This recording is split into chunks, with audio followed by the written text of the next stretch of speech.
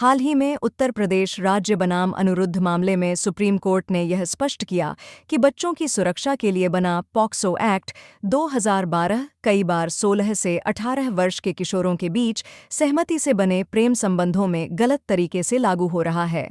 अदालत ने माना कि ऐसे मामलों में कानून का कठोर और यांत्रिक प्रयोग युवाओं, विशेषकर लड़कियों, के लिए गंभीर सामाजिक और मानसिक नुकसान का कारण बनता है। इसी संदर्भ में सुप्रीम कोर्ट ने केंद्र सरकार से कानून में सुधार पर विचार करने और वास्तविक सहमति वाले किशोर संबंधों को अपराध की श्रेणी से बाहर रखने के उपाय खोजने का आग्रह किया, जिसमें रोमियो जूलियट क्लॉज जैसे सीमित अपवाद की संभावना भी शामिल है। आयु सहमति व कानूनी उम्र है जिसके बाद कोई व्यक्ति यौन संबंधों के लिए वैध सहमति दे सकता है। भारत में यह सीमा 18 वर्ष निर्धारित है। पॉक्सो के अनुसार 18 वर्ष से कम आयु का कोई भी व्यक्ति बच्चा माना जाता है और उसकी सहमति का कोई कानूनी महत्व नहीं होता।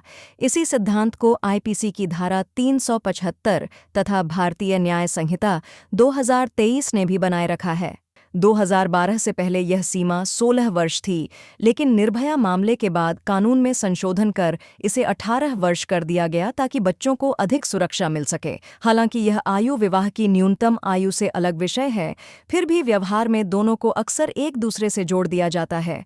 हाल के वर्षों में पॉक्सो के तहत दर्ज मामलों में तेजी से वृद्धि हुई है और इनमें बड़ी संख्या ऐसे मामलों की है जिनमें पीड़िता स्वयं संबंध को सहमति से बना हुआ बताती है। एनफोल्ड और प्रोजेक्ट 39A के अध्ययन बताते हैं कि लगभग 25% पॉक्सो मामले किशोरों के सहमति आधारित प्रेम संबंधों से जुड़े हैं, न कि शोषण से। कई मामलों में परिवार, जाति या समुदाय के विरोध में प्रेमी जोड़ों के खिलाफ पॉक्सो दर्ज करा देते हैं। जस्टिस नागरत्ना ने भी कहा कि माता-पिता इस कानून का उपयोग सामाजिक नियंत्रण के औजार के रूप में करते हैं। वहीं दूसरी ओर आयु सहमति को कम करने के विरोध में यह तर्क दिया जाता है कि 18 वर्ष की स्पष्ट सीमा बच्चों की सुरक्षा के लिए आवश्यक है। अनेक अध्ययनों से पता चलता है कि बाल यौन शोषण के अधिकांश मामलों में अपराधी कोई परिचित व्यक्ति होता है, जैसे रिश्तेदार, शिक्षक या पड़ोसी, जहां तथाकथित सहमति अक्सर दबाव या शोषण का परिणाम होती है।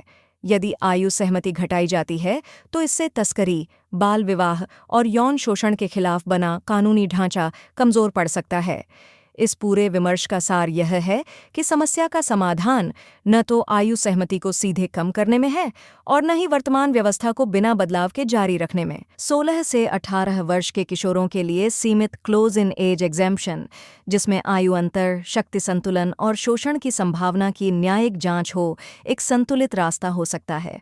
सुप्रीम कोर्ट के ताज़ा अवलोकन ने इस प्रश्न को फिर सामने रखा है कि कानून बच्चों की रक्षा करते हुए किशोर स्वायत्तता का सम्मान कैसे करे, और यही भविष्य की कानूनी सुधार प्रक्रिया की सबसे बड़ी चुनौती है। अगर आपको यह जानकारी पसंद आई हो तो कृपया इसे लाइक करें, शेयर करें और चैनल को सब्सक्राइब जरूर करें। और जाते जाते इस प्रश्न का उत्तर कमेंट में बताइए। प्रश्न: सुप्रीम कोर्ट ने किशोरों के सहमति आधारित प्रेम संबंधों के लिए कौन सा अपवाद सुझाया? ए.